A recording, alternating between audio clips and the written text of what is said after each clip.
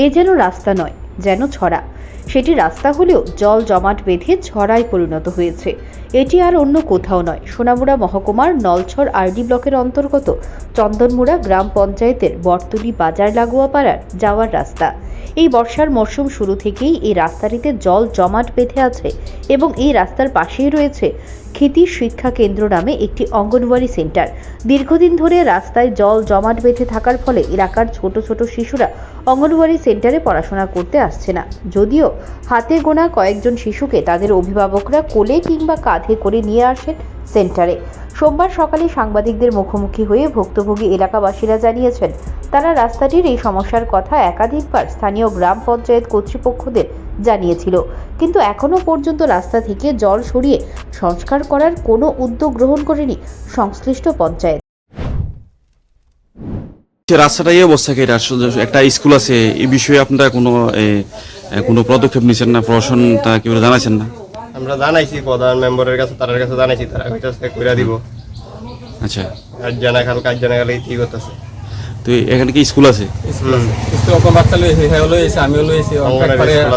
আচ্ছা, হ্যাঁ বাচ্চা লইয়েছি, বাচ্চা লইয়া স্কুল আসা যাওয়া করেন জানা, কখনো জুতা খুলে ধরে নেওয়া লাগে, নাইলে বাচ্চার ক্লো করে নেওয়া লাগে, কান ধরে নেওয়া লাগে। এটা কতদিন ধরে এই অবস্থাটা? আজকে প্রায় বিগত 5-6 মাস হবে। না, মার্চ মাস কে বর্ষা হইলে তো এরকম হয়। 5-6 মাস ধরে কন্টিনিউ জল আছে। কন্টিনিউ। এই এলাকাটার নাম কিটা? বরতলি। কত নম্বর ওয়ার্ড এটা? 2 নম্বর।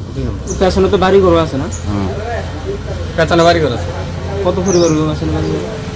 এদিকে পরিবার আছে প্রায় 20-25 পরিবার। এখন কি চাইতেছেন আপনারা? হ্যাঁ, কি চাইতেছেন এখন আপনারা? তখন আমরা চাইতেছি এই রাস্তাটা মানে স্কুলের বাচ্চা আসা যাওয়া করেন, যেহেতু এই ব্যাপারে আমরা নিয়ে ইয়া করতেছি। আমার নাম মঞ্জু দাস। আপনি যে স্কুলে চাকরি করেন এই স্কুলটার নাম কিটা? খিতি অঙ্গনওয়াড়ি। আজকে তো সোমবার, 3জন স্টুডেন্ট আপনার স্কুলে, এত স্টুডেন্ট কম কেন? কম ওই জল যে রাস্তা, তার জন্য বাচ্চা আসতে পারে না। এটা কি স্কুলের লোকে যে এই যে রাস্তাটা এই জলের সমস্যা হইতেছে? কতদিন ধরে এই অবস্থা? এটা হয়েছে তো, এই বর্ষাটা আইসে পরে থেকে এমন হয়েছে। আপনি জানাইছিলেন নি? জানাইছি আমি প্রধান মেম্বার, তারা জানাইছি, তারা কইছে তারা করে দিবে। কতদিন ধরে এই অবস্থা? এটা কতদিন ধরে এই অবস্থা? এটাই তো কইলাম তো, আজকে বর্ষা আরম্ভ হয়েছে ধরে জানাইছি, অনেকদিন আগে জানাইছি, তারা করবো। এখন অব্দি করা হয়েছে না? না। আচ্ছা, এই জলের সমস্যার কারণে বাচ্চাদের কোনো ক্ষতি হইতেছে না? এমনি কোনো ক্ষতি নাই, যারা ইচ্ছা হইতেছে বাচ্চা দিতে আছে, তারা কুলো করে নিয়ে দেয়, অনেক সময় আমি নিয়ে দিয়ে তারা রাগ গাইয়া। যার ফলে রাস্তার এই বেহাল দশার কারণে স্থানীয় গ্রামবাসীরা চরম দুর্ভোগের শিকার হয়েছে। এমনকি রাস্তার এই সমস্যার কারণে অঙ্গনওয়াড়ি সেন্টারে শিক্ষা লাভ করতেও আসছে না এলাকার ছোট ছোট শিশুরা। তাই স্থানীয় এলাকাবাসীদের দাবি, সরকার কিংবা সংশ্লিষ্ট দপ্তর যেন শীঘ্রই এই রাস্তাটি সংস্কারের উদ্যোগ গ্রহণ করে। Bureau report, news prime Tripura.